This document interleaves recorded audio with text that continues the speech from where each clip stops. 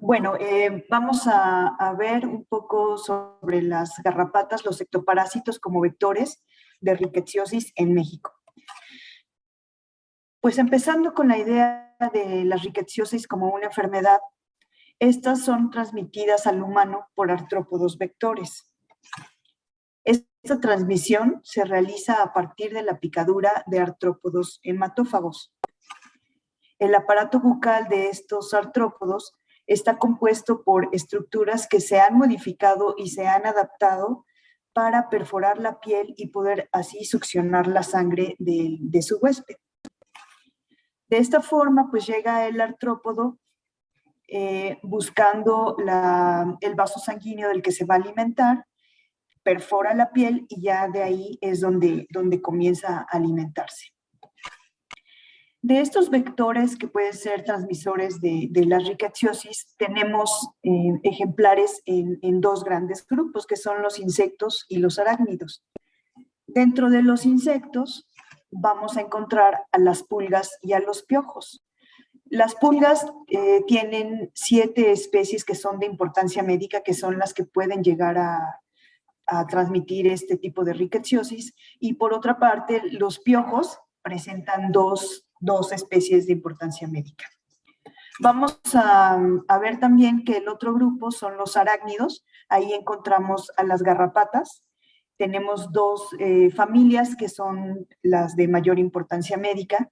Una de ellas son las garrapatas duras, que tienen 14 especies más o menos, que son vectoras de esta rickettsiosis, y por el otro lado, las garrapatas blandas, que presentan hasta ahora 3 especies. Vamos a ver un poco del antecedente de la relación de estos vectores con la enfermedad. Entonces, desde 1899 se reportaron casos de una fiebre que llamaron fiebre de Idaho, y pensaban que se transmitía por medio del agua-nieve. Ahí no sabían nada de cómo se transmitía, ni por qué daban, ni muchas cosas, ¿no? Apenas era una enfermedad nueva que empezaron a descubrir. Entonces, pues ellos pensaban que era por medio del agua-nieve, que esa agua la tomaban los pobladores y pensaban que de esa forma se contagiaban. En 1904, comenzaron a hacer muchos estudios sobre este tipo de fiebre, y hasta 1904 se dieron cuenta que una de las garrapatas, la garrapata Dermacentor, estaba involucrada. Siempre que existía este tipo de brotes, esta garrapata estaba presente. Entonces pensaron que era mediante esta especie que se daba esta transmisión. En 1906, el doctor Ricketts pudo aislar al patógeno, y él sí pudo observar, haciendo muchos experimentos, que estas garrapatas, este género de garrapatas, era una de las transmisoras de la enfermedad. El doctor Ricketts hizo muchísimos estudios, fue uno de los pioneros, fue quien más estudió estas enfermedades. Y entonces en México empezamos a tener problemas con unas enfermedades muy parecidas que estaban ya afectando a varias regiones del país. Pero fue en el centro del país, en los estados del centro, donde empezaron a surgir muchos casos de este tipo de enfermedad febril. Y entonces, pues pensaron en el doctor Ricketts para traerlo y pues que él pudiera estudiar estas enfermedades, qué es lo que estaba pasando aquí en México. Entonces, en 1909 lo trajeron a México por iniciativa del gobierno de Porfirio Díaz. Entonces, el doctor Ricketts pues se instaló en el Hospital General de la Ciudad de México. Allí él instaló un campamento, trajo todo su equipo y empezó a cultivar piojos. Él aquí en México empezó a trabajar con el tifo epidémico. Entonces, pudo demostrar que la enfermedad que se conocía desde el tiempo de los aztecas en nuestro país y la llamaban tabardillo, él pudo demostrar que este tabardillo se trataba del tifo epidémico y que precisamente se transmitía por piojos del cuerpo. Entonces aquí él hizo un montón de experimentos, tenía cultivo de piojos, los infectaba, y en una de esas, pues él también resultó infectado por esta enfermedad. Entonces, él llegó en diciembre de 1909 y en mayo de 1910 falleció debido a esta enfermedad. Entonces, afortunadamente pudo terminar los estudios aquí en México del tifo epidémico y bueno, desafortunadamente murió por esta enfermedad. En 1922, finalmente propusieron el nombre de este patógeno, bueno, ya hablando de la fiebre manchada, el nombre del patógeno honraron al doctor Ricketts y le pusieron Rickettsia rickettsii en su honor. En 1940 encontraron otro patógeno, otra bacteria un poco diferente a las anteriores y la llamaron Rickettsia typhi y la enfermedad que causaba como tifo murina hasta 1940. Regresándonos a México, tenemos las primeras evidencias médicas que se publicaron en 1903 en Sonora y en Sinaloa, en Sonora en el municipio de Álamos, y allí encontraron una fiebre parecida a todas las anteriores, y ellos la llamaban, en este tiempo, en 1903, la llamaron como fiebre pinta o fiebre del Choix, por el lugar donde la encontraron. También fue en Sinaloa, en los municipios del Fuerte y el Choix, donde encontraron esta enfermedad. Pero fue hasta 1943, ya que habían surgido todos estos estudios y que ya habían logrado aislar a la Rickettsia como tal, fue hasta 1943 que ellos se dieron cuenta que todas estas enfermedades que circulaban en estos lugares se trataba de la fiebre manchada. Entonces, regresándonos un poquito, en 1933 se probó que en condiciones de laboratorio, esta garrapata del perro, Rhipicephalus sanguineus, podía transmitir perfectamente bien a la fiebre manchada, pero esto en condiciones experimentales, todavía no encontraban realmente en condiciones naturales. Pero en México, en 1942, en estos municipios que les comento, en Sinaloa y Sonora, comenzaron a hacer colectas que se llevaron a cabo por parte del Instituto del ICET, en el Laboratorio de Entomología, antes, ahora es el INDRE. Ellos comenzaron a hacer colectas en estos lugares y encontraron muchísimas garrapatas, como 4 o 5 especies de garrapatas encontraron, y hicieron la búsqueda de estas dentro de las casas. En esos tiempos, pues las casitas se hacían con adobe y con palmas, entonces era un lugar perfecto para que pudieran vivir ahí estos artrópodos. Entonces encontraron muchísimas garrapatas dentro de las habitaciones en donde estaban los enfermos. Y también lo hicieron, se salieron un poquito de las casas y también empezaron a colectar sobre los animales que encontraban por ahí, los animales domésticos, así como algunos silvestres. Ellos, cuando encontraban un enfermo en una casita y, bueno, pues obviamente toda la familia se enfermaba, lo que ellos hacían era, pues, quemar las casas. Esa era su medida de control para poder acabar. No sabían todavía que las garrapatas estaban involucradas, entonces, pues no les servía de nada el quemar estas casitas, porque pues las garrapatas se salían sin ningún problema de la casa que se estaba incendiando. Entonces, por primera vez colectaron, en un perro colectaron Rhipicephalus sanguineus y ya se las llevaron al laboratorio y ahí se dieron cuenta que esta garrapata estaba infectada naturalmente con la Rickettsia. ¿Cómo se dieron cuenta que estaba infectada? Pues comenzaron a hacer, les digo, a inocular ratones, hacían macerados de las garrapatas y eso se lo inyectaban a los cuyos o a los ratoncitos y empezaban a ver cómo se empezaban a enfermar. Entonces, de esta forma se dieron cuenta que las garrapatas Rhipicephalus sanguineus era el vector de estas rickettsiosis. por lo menos de la fiebre manchada que se distribuía en estos estados. Por lo cual, pues en 1965 formaron el programa de erradicación del tifo epidémico. Ahora nos vamos con los piojos. Recuerden que estas rickettsiosis pues son muy parecidas, entonces podríamos llegar a confundir algunas de ellas o entre ellas. Entonces, es importante también poder diferenciarlas porque no son los mismos vectores las que van a transmitir el mismo patógeno. Entonces, en el caso del tifo epidémico, que es transmitido por piojos, empezó este programa de erradicación y una de las cuestiones que implementaron fue la aplicación directa de DDT en las personas. O sea, empezaban a ponerles en polvo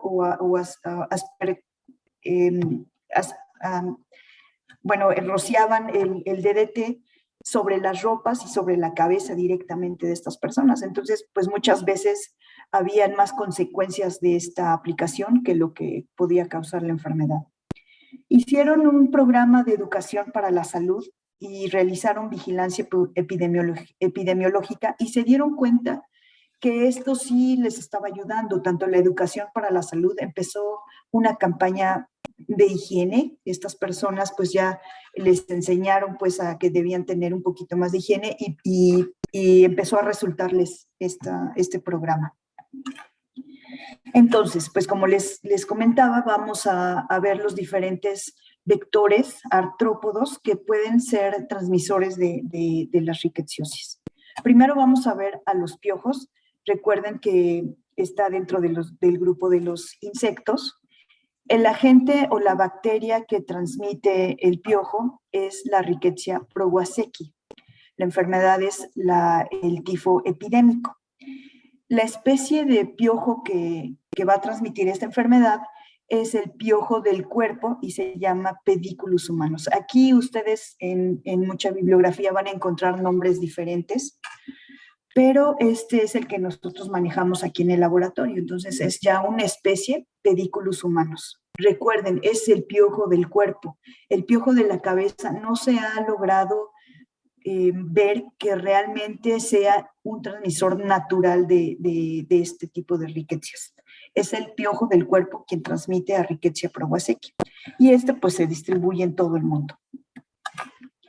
Entonces, los piojos los vamos así en general, los vamos a dividir en dos tipos, los piojos masticadores y los piojos chupadores.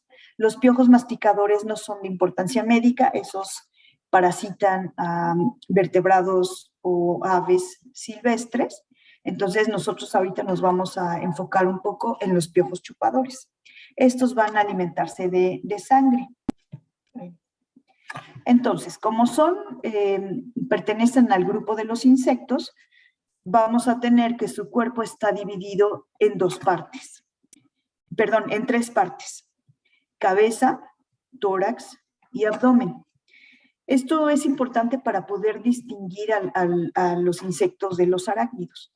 Y aquí les doy pues como un panorama general de la morfología de estos insectos para que podamos distinguirlos fácilmente.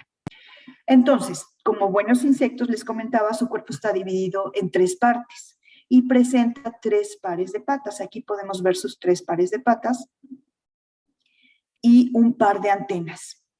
Eso es también muy importante porque no comparten estas características con los arácnidos. Entonces, como son insectos que se han adaptado a la vida ectoparásita, o sea, viven todo el tiempo sobre su huésped, pues han adaptado han modificado y han adaptado algunas de sus características morfológicas para poder vivir exitosamente sobre el huésped. Entonces, podemos ver que su cuerpo es alargado, tiene un par de ojos que son muy sencillos, esos no les sirven de mucho porque pues no necesitan ver cuando está sobre el huésped y pues nunca se baja de ahí. Si hacemos un acercamiento a la parte de su cabeza, allí es donde vamos a encontrar el aparato bucal, que es este. Aquí tenemos sus antenas Aquí están sus ojitos, que son como unas ampollitas nada más, porque son ojos muy sencillos. Y bueno, volviendo al aparato bucal, vamos a ver aquí un acercamiento. Está formado por una probóscide retráctil y se encuentra dentro de un saco. Cuando este piojo está en reposo, cuando no se está alimentando, su probóscide o su aparato bucal lo va a tener dentro de la cabeza en un saco. Entonces, a la hora que se va a alimentar, empieza a sacarlo por esta parte de aquí. En la parte anterior aquí tiene un pequeño orificio y por ahí es donde va a sacar las estructuras para poder alimentarse. Otra de las modificaciones que han tenido en su cuerpo, pues es la modificación en las patas.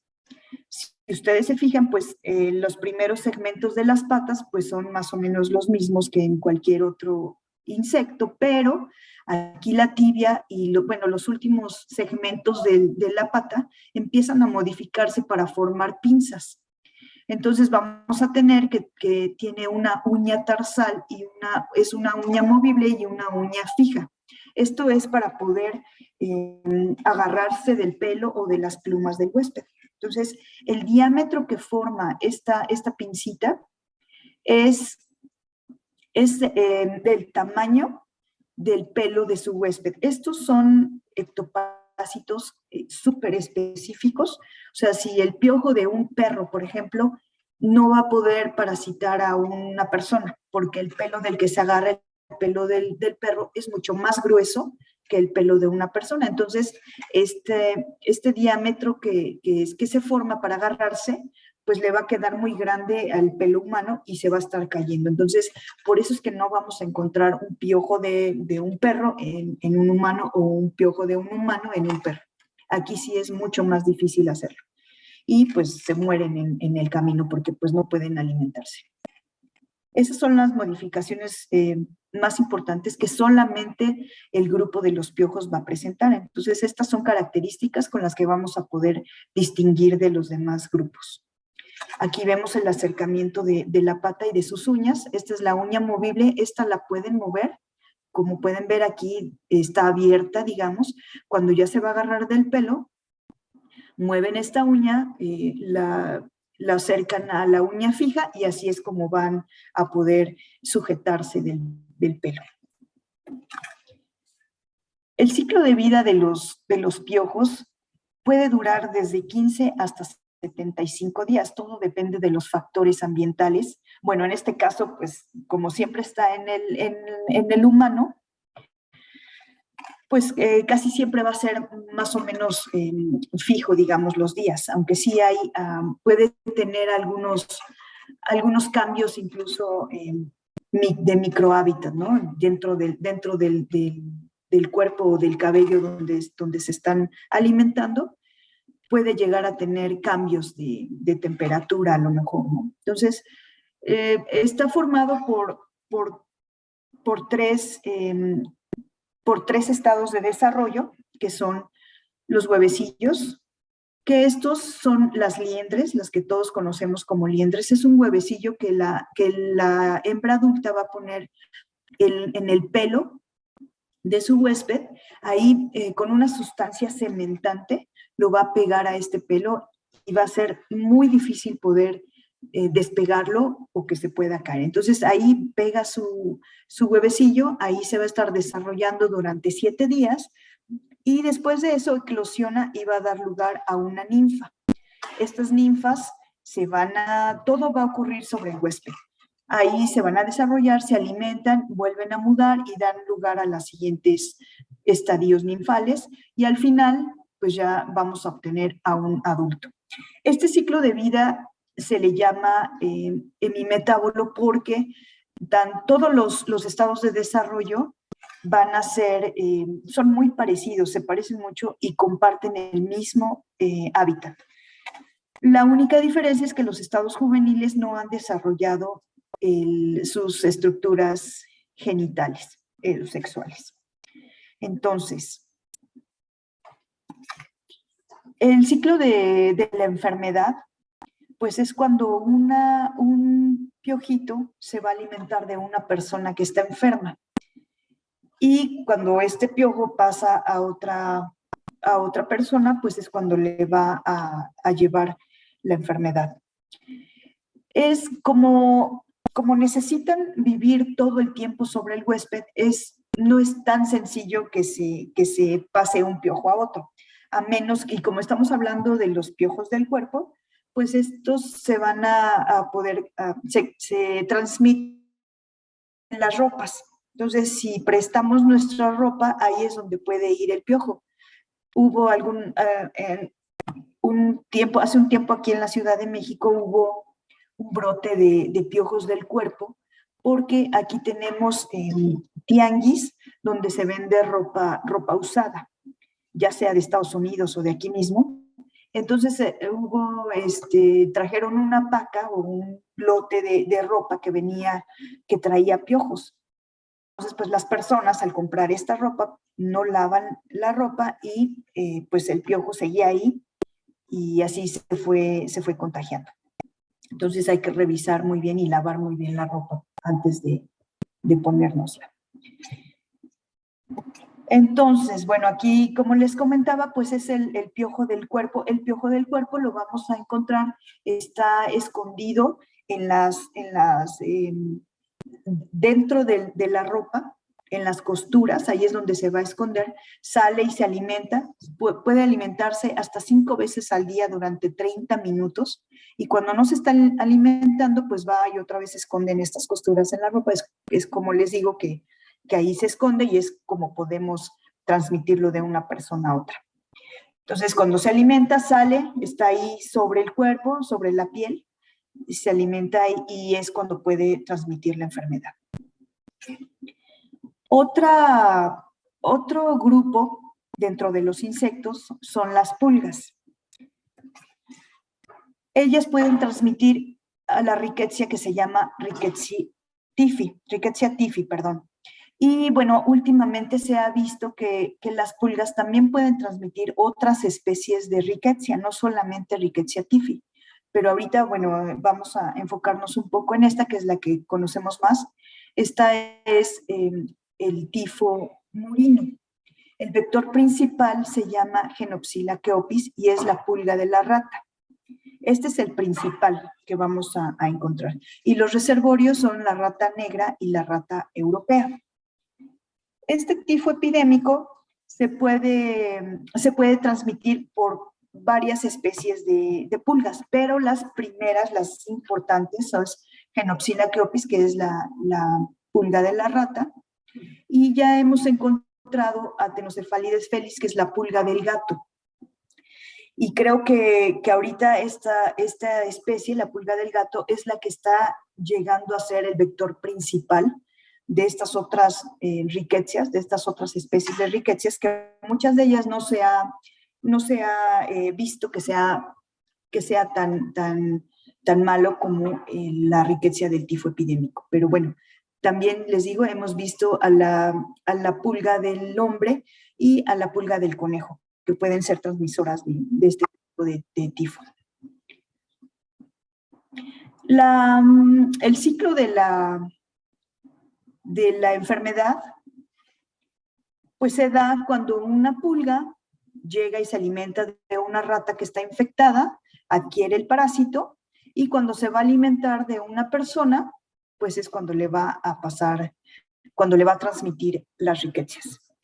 La pulga prefiere huéspedes que son muy peluditos, entonces nosotros somos huéspedes accidentales. Primero se va a alimentar de los animalitos que estén ahí cerca en la casa.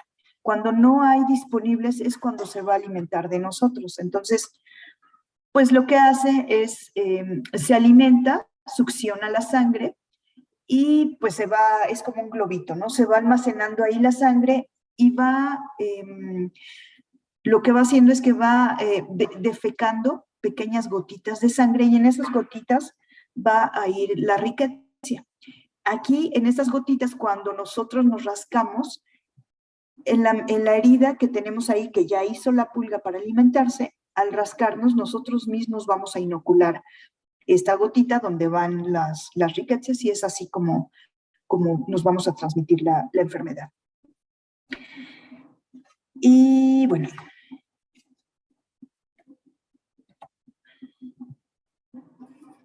Entonces, vamos a ver cómo son las características morfológicas de estas pulgas. Son insectos muy pequeñitos, no presentan alas, su cuerpo está comprimido lateralmente y tiene muchísimas sedas por todo el cuerpo. Y son ectoparásitos hematófagos, o sea que se van a alimentar de sangre. Necesitan la alimentación por sangre para poder llevar a cabo todas sus actividades. Otra vez, como pertenece a los insectos, su cuerpo va a estar dividido en 3 partes: cabeza, tórax y abdomen. Las pulgas son un poquito más complejas que los piojos, entonces no nos vamos a meter en nombres de estructuras, solamente lo más general. Lo que nos interesa aquí es el aparato bucal que se encuentra en la parte anterior de la cabeza. Presenta aquí sus estructuras que están modificadas para picar y chupar. Se llama de tipo chupador. Entonces va a tener un par de estructuras que son las con las que van a detectar los vasos sanguíneos de los que se van a alimentar. Entonces ya están sobre el huésped y van a estar ahí buscando con estas estructuras, van a buscar dónde está el vaso sanguíneo. Una vez que localizan el vaso sanguíneo, lo que hacen es perforar. Si se fijan, con esta estructura es con lo que van a perforar la piel, y todo alrededor de esta estructura tiene pequeños como bordecitos, pero son muy filosos. Entonces, con eso van a perforar, empiezan a hacer la herida en la piel y van a perforar. Y finalmente, con esta estructura que se llama epifaringe, es la que tiene la función de como un popote, es con la que van a succionar la sangre. Entonces, también vean que todo alrededor está compuesto por pequeñas como espinitas, y con eso van a seguir haciendo la herida más grande para que pueda llegar hasta el vaso sanguíneo y así poder succionar la sangre. Entonces, es ahí que les digo que cuando nosotros nos rascamos, por esta herida es por donde se va a pasar la riqueza. La distribución de este vector, que es el principal del tifo murino, lo vamos a encontrar en estos estados. Como ven, pues no está muy distribuida, solamente algunos estados.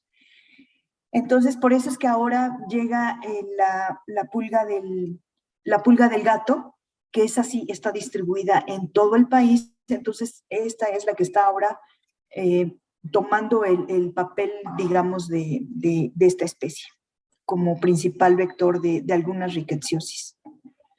El ciclo de vida de las pulgas consta de 4 estados de desarrollo. Este es diferente al ciclo de vida de los piojos. No sé si se acuerdan que en los piojos les comentaba que todos los estados de desarrollo son iguales pues iguales entre ellos, ¿no? Y aquí vemos que cada uno de estos estados de desarrollo son diferentes y van a tener diferentes hábitats. Entonces, comenzamos con el adulto, que va a oviposicionar a los huevecillos. Estos huevecillos pasan entre 2 a 12 días y va a dar lugar a las larvas. Las larvas se van a alimentar de pequeños detritus que están en el piso. Las larvas se caen al piso y es ahí donde se desarrollan. Y después se forma la pupa. En unas 2 semanas se forma la pupa, y después de 5 a 14 días nos va a dar origen a los adultos. Ya el adulto luego sale de la pupa y lo primero que tiene que hacer es alimentarse. Ellos se van a alimentar de sangre, tanto las hembras como los machos. Los otros estados de desarrollo no se alimentan de sangre, solamente los adultos. Y bueno, vamos a ver otro grupo que les decía. Pertenece a los arácnidos. Yo creo que es un poquito más conocido por todos nosotros. Estos pertenecen al grupo de los arácnidos. Y bueno, pues también, como veíamos en los grupos anteriores, no solamente van a ser vectores de una sola especie de rickettsia. Actualmente se ha visto que en México tenemos aproximadamente 14 especies de ricketsias y muchas de estas, estos vectores son quienes van a transmitir estas especies. Pero viendo a la fiebre manchada, que el agente etiológico, la bacteria se llama Rickettsia rickettsii, y los vectores son Rhipicephalus sanguineus, que es la garrapata del perro, y Amblyomma mixtum. Y los vamos a encontrar distribuidos desde el norte hasta Sudamérica. Para que haya una transmisión de estas rickettsias, deben de pasar de 4 a 6 horas, las garrapatas deben estar ancladas, y hasta un máximo de 24 horas ahí ancladas alimentándose. Y también se ha visto que se puede contagiar cuando hay un contacto directo con tejidos o con fluidos de esta garrapata infectada. Así es como podemos llegar a infectarnos. Entonces, vamos a ver qué son las garrapatas. Bueno, pues como ya hemos estado hablando todo este tiempo, son ectoparásitos, quiere decir que se alimentan externamente de un huésped. Son hematófagos obligados, que se alimentan de sangre, y esta sangre necesitan forzosamente para poder llevar a cabo todas sus actividades. Su cuerpo está comprimido dorso-ventralmente, está dividido en 2 partes, aquí es la diferencia con los insectos. Tiene 4 pares de patas, ¿se acuerdan? Los insectos solamente tienen 3 pares, y estas pueden permanecer mucho tiempo, largos periodos, sin alimentarse. Eso quiere decir inanición. Entonces, como les comentaba, las garrapatas, digamos que la forma general de los artrópodos es que tienen tres secciones en el cuerpo. Pero aquí la cabeza y el tórax se fusionaron, por eso es que solamente tienen dos partes del cuerpo. La parte anterior, que es, ahí vamos a encontrar todos las estructuras las estructuras del aparato bucal, y se llama ñatosoma o capítulo, y en la parte posterior encontramos el idiosoma o el cuerpo. Si nos vamos a la parte anterior, que es lo que les decía, vamos a encontrar que tenemos un aparato bucal también del tipo picador-chupador, es muy parecido a los grupos anteriores, y vamos a encontrar una estructura que se llama hipostoma, que es la que van a introducir en la piel y con la cual van a succionar la sangre de su huésped. El ciclo de vida de las garrapatas consta de cuatro estados de desarrollo, que son los huevecillos, las larvas y las ninfas. Aquí también, igual que en los piojos, los estados juveniles son muy parecidos a los adultos, solamente que no han desarrollado las estructuras sexuales. La hembra puede poner hasta 20,000 huevecillos en una de las familias, en la familia de las garrapatas duras, y hasta 500 en las garrapatas blandas. Las garrapatas duras, que ponen tantas, solamente van a ovipositar una sola vez. Les digo, es un máximo de 20,000, pero en promedio son unos 5,000, 8,000 huevecillos que ponen. Y las garrapatas blandas van a poner 500 muchas veces en su vida, y pueden algunas durar varios años. Entonces, estos huevecillos son depositados en el piso y buscan lugares escondidos para poder depositarlos, para poder protegerlos de los depredadores. Puede ser debajo de rocas o dentro de hendiduras que haya por ahí en la pared o sobre el piso. Y tarda entre 6 a 15 días para ovipositar completamente. Les digo, estos tiempos son muy variados. Pueden ser 6 días o a lo mejor un poquito menos, dependiendo de los factores climáticos en los que se encuentren las garrapatas. Rápidamente les quiero platicar que las garrapatas se van a dividir en 4 familias. Anteriormente solamente teníamos 3 familias, pero en el 2017 se encontró una familia nueva, que es esta, de Dinocrotonidae, pero esta solamente tiene ejemplares fósiles, así que pues esta pues no la contamos porque ya no tiene ejemplares vivos. Y la primer familia, Nuttaliellidae, esta solamente tiene una especie que se distribuye en África.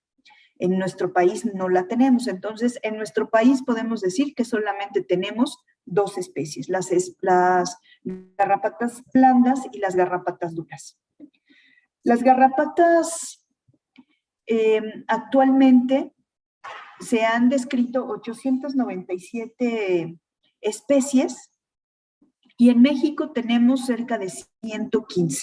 O sea, nos falta muchísimo para poder, muchísimo para estudiar. Todos estos ectoparásitos no están nada estudiados en nuestro país. Hay muy poca gente que se dedica a estos grupos, entonces hay mucho que hacer con estos ectoparásitos. Nada más para que ustedes lo tomen en cuenta, bueno, pues la familia Argácide, que son las garrapatas blandas. En el mundo tenemos 211 especies y en México tenemos 37 distribuidas en 5 géneros. Ninguna de estas es de importancia médica. Bueno, algunas a lo mejor, por ejemplo, Ornithodorus gotovius, pueden llegar a alimentarse de las personas y, bueno, causar algún daño, pero muy leve. ¿Cómo vamos a poder diferenciar a las garrapatas blandas de las garrapatas duras? Las características principales de las garrapatas blandas, pues primeramente es que no presentan un escudo dorsal en el iliosoma. Si ustedes ven su cuerpo, si ven a una garrapata dorsalmente, van a darse cuenta que su textura es muy rugosa. Pueden presentar surcos o pliegues, o como en este caso, que tienen espinas. Y tienen su aparato bucal, se encuentra ventralmente. Si ustedes voltean a la garrapata y la ven ventralmente, ahí es donde vamos a encontrar el aparato bucal en la parte subterminal. O sea, si ustedes ven a la garrapata dorsal, no van a poder ver ese aparato bucal. Ahora vayamos al grupo de las garrapatas duras. Estas garrapatas duras, en el mundo tenemos 700 especies y en México solamente 72. Y también hasta el 2017 se encontró un nuevo género, entonces tenemos distribuidos estas especies en seis géneros en nuestro país. Las características más importantes de las garrapatas duras, pues es que tenemos un escudo dorsal. Eso es lo que le da el nombre de garrapatas duras, que presentan una estructura que le llamamos escudo, perdón, y puede ser un pedazo, digamos, del cuerpo de la garrapata o puede ser completo. Así es como vamos a poder diferenciar a las hembras de los machos. Las hembras tienen el escudo incompleto y los machos abarcan todo el cuerpo. Entonces, esto es por lo que le llamamos garrapatas duras. Y si vemos el aparato bucal, lo vamos a encontrar en la parte anterior del cuerpo y es totalmente terminal. Si ustedes ven la garrapata dorsalmente, anteriormente vamos a encontrar este aparato bucal. Si ustedes se acuerdan de las garrapatas blandas, les comentaba que el aparato bucal no se ve en la parte anterior, como se ve aquí en las garrapatas duras. Y también, si se fijan, el integumento, o sea, el integumento es el cuerpo, la textura del cuerpo es totalmente lisa. También otra vez, regresándonos a las garrapatas blandas, recuerden que su integumento es muy rugoso y con espinas y cosas así. Entonces, esas son las características más importantes para poder distinguir a estos dos grupos de garrapatas. Y bueno, pues las garrapatas blandas, estas tienen especies sobre todo de importancia veterinaria y las garrapatas duras tienen muchas especies que son de importancia médica. Como les mencionaba anteriormente, pues las dos especies más importantes para poder transmitir a las rickettsias es Rhipicephalus sanguineus y Amblyomma mixtum. La garrapata, la especie que La especie Rhipicephalus sanguineus es la garrapata café del perro y esta especie está ampliamente distribuida en el mundo y se ha adaptado a vivir dentro de las viviendas. Y como les decía, pues es en México. En México es el vector principal de la fiebre manchada. En Estados Unidos, esta especie no es tan importante. Allá recuerden que les comentaba en la historia, allá son especies del género Dermacentor. Y a Rhipicephalus sí ya se le encontró hace algunos años como vectora de esta, bueno, que estaba infectada con estos parásitos, pero no se ha visto que sea un vector tan importante como lo es aquí en México. Estas garrapatas Rhipicephalus sanguineus, les comentaba que ya hemos encontrado muchas más especies de Rickettsia en las garrapatas y a veces hasta más de una especie en un solo ejemplar. Entonces, pues sí, es un artrópodo vector muy, muy importante que sí se le ha visto aquí jugar un papel esencial en los brotes que hemos tenido de la fiebre manchada. Entonces, bueno, esta garrapata la vamos a encontrar que está distribuida en todo el país. Entonces, todo el país es susceptible a brotes de rickettsiosis. Es muy importante que sí se hagan estudios de PCR para poder saber de qué especie exactamente se trata de Rickettsia, para saber si son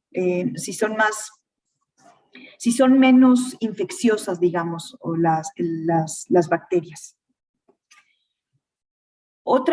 El otro vector que se llama Amblyomma mixtum, anteriormente se llamaba cajenense, pero no es que haya cambiado de nombre, sino que se dieron cuenta, hicieron un estudio hace algunos años, donde se dieron cuenta que Amblyomma cajenense solamente se distribuía en América del Sur. Y nosotros aquí en América del Norte tenemos Amblyomma mixtum, por eso es que cambió el nombre. Y en México encontramos a esta especie en 1946, infectada naturalmente de Rickettsia rickettsii. En un perro también la encontraron. Y la distribución de Amblyomma mixtum, pues es esta, solamente nos faltan 2 estados, Tlaxcala y Aguascalientes. Ahí no hemos encontrado la especie, pero seguramente ya anda por ahí, ¿no? Lo que falta son estudios. Ya lo vamos a ver un poco en la parte de vigilancia entomológica. Hay otra especie que también es un vector muy importante en Estados Unidos y se llama Amblyomma americanum. Aquí en México no es un vector tan importante y de hecho su distribución es muy pequeña en nuestro país, solamente la tenemos en 4 estados, entonces no es tan importante como vectora de esta rickettsiosis. Y bueno, pues eso es todo, ya más adelante podremos ver las preguntas.